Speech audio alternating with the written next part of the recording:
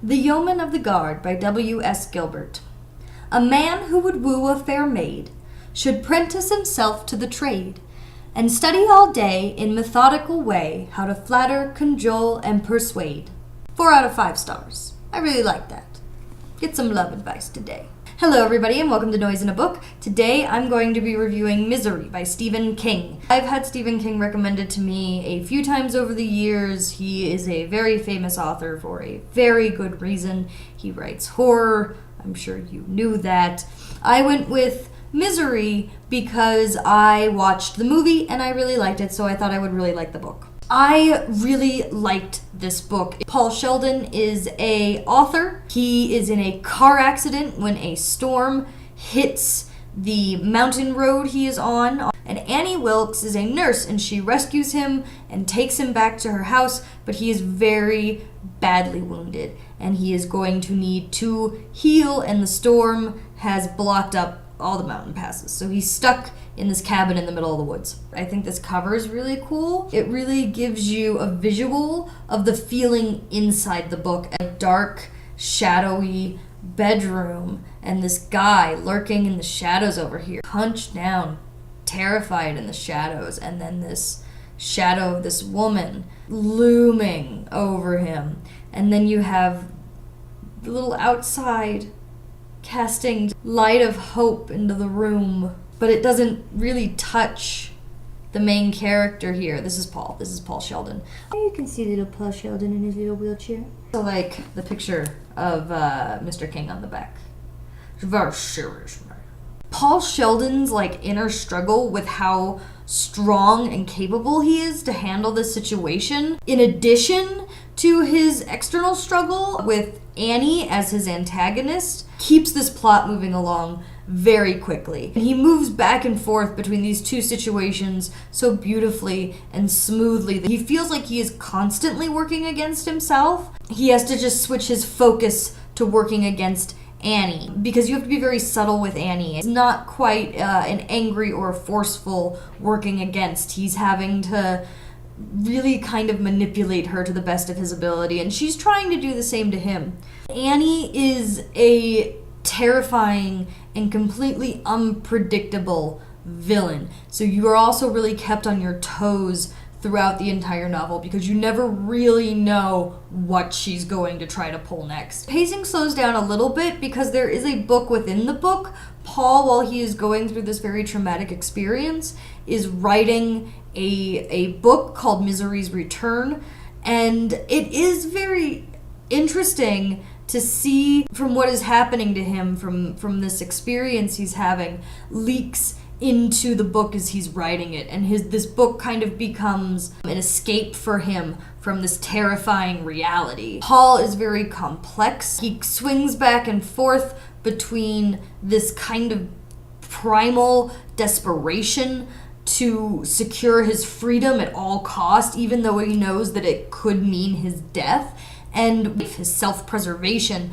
which tells him to just play along and be nice, and that way he can live. It might be a horrible life and a terrible life and a life in chains, but at least he will be alive. Paul as the protagonist and Annie as the antagonist have a lot of parallels that run through their stories together. Annie isn't just crazy because King needed a crazy person. She is clearly mentally ill. She has these things in her life that she's willing to sacrifice everything for, is willing to die for. And we all generally do. We have things that we are willing to pay the ultimate price for.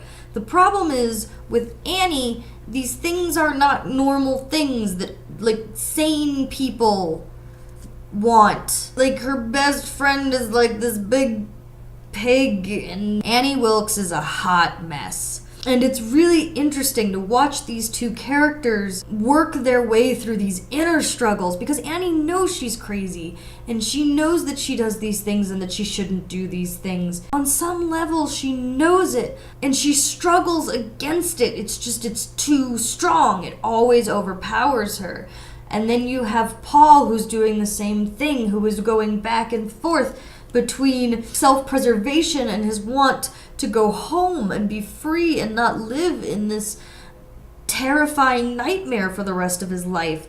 And they're both struggling with this internally while they're struggling against each other and trying to get things from each other, and it makes their relationship and their dichotomy very, very interesting. I loved the theme in this book of art coming from a place of human desperation and human suffering. So much of what is happening in the book, within the book, with Misery's Return, is coming from Paul's circumstances. It's coming from this place he finds himself in, and the things he's trying to sort out in his head, and the pain in his body from being in this awful accident, and the reliance upon the pain pills that she gives him that he has. It all works its way into this book, and this book becomes an escape. When he goes to write the book, he refers to sinking into the hole, finding that hole, and sometimes the hole is big and it's easy to type and just go, and sometimes the hole is small and you really have to be peeking through it.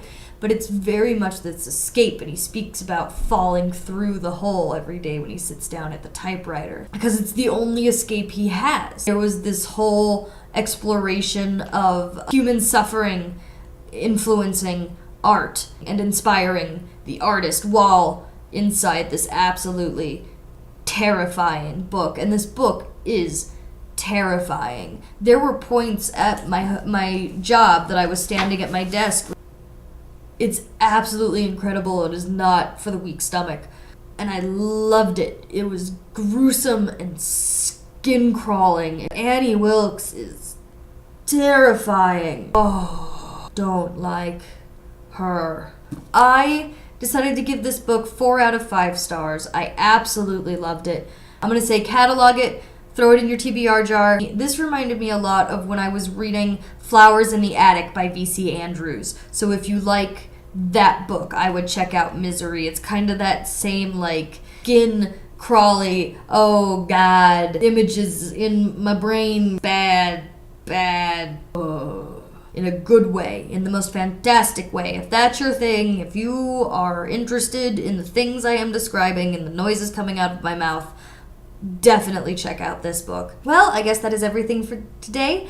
Thank you so much for reading, and have a great day. I find this a really interesting discussion. When it comes to art, we see a lot of artists that deal with mental illness, like depression or bipolar, or a lot of famous authors and artists and musicians and painters were alcoholics and drug addicts. Art coming out of human experience and human suffering, and why it is these people that feel so much and have these problems are the ones that are able to create this absolutely gorgeous, touching, moving art. And my theory, and I'm crazy too, so just tell me if you think I'm wrong and what your theories are. I want to hear your theories anyway. My theory right now is that because they have so much emotion and they feel things so strongly, it is so much easier for that to come out, because all of it is not filtered out through their